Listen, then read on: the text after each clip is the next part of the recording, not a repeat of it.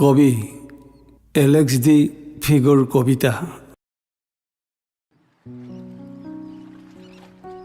আকাশ আৰু সাগৰৰ যোগসূত্ৰ মই পানী। মই কিমান ওখ প্ৰমাণ কৰোঁ আকাশৰ উচ্চতাৰে।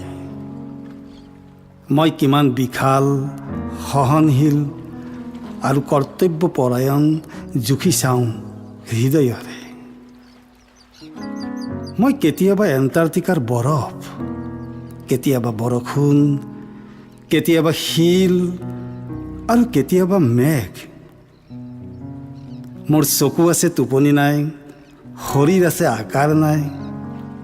মোৰ শীততো জাৰ নালাগে আৰু গৰমতো গৰম নালাগে।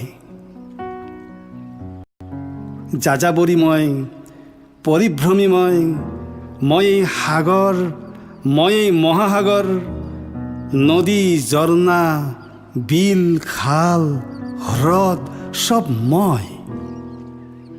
পৃথিৱীৰ সেউজীয়া আচলখন মোৰ প্ৰেমৰ দিগবাণীৰে বোৱা। মই ধাৰে দিছোঁ পৃথিৱীক মোৰ সেউজীয়া আচল, কাৰণ পৃথিৱী মোৰ প্ৰথম প্ৰেম। মোৰ শৰীৰত খেতিয়কৰ তেজ আছে, সেয়ে মই কৰ্ষণ কৰোঁ পথাৰ, নদী, সাগৰ, মহাসাগৰ আৰু আকাশ। আপোনাৰ তেজ পনীয়া, কাৰণ মই পনীয়া, আৰু মই প্ৰেমিক বাবে আপুনিও প্ৰেমী।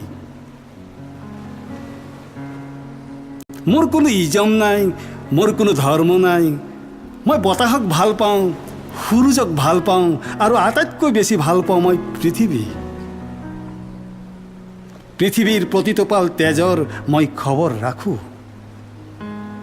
মই ঈশ্বৰৰ লগতো আছোঁ, শয়তানৰ লগতো আছোঁ। মই মন্দিৰতো আছোঁ, মছজিদতো আছোঁ। মৰুভূমিৰ তপত বালিৰ তলত, শিলাময় পৰ্বতৰ শিলৰ ফাকতো মই আছোঁ, কাৰণ মই পৃথিৱীৰ প্ৰেমিক। পৃথিৱী মোৰ ঘৰ, পৃথিৱী মোৰ অস্তিত্ব।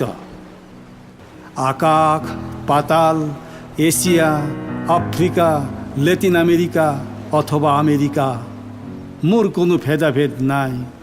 ভেদাভেদৰ প্ৰাচীৰ মই বেয়া পাওঁ, কাৰণ মই পনীয়া, মই গতিশীল আৰু মই প্ৰেমী।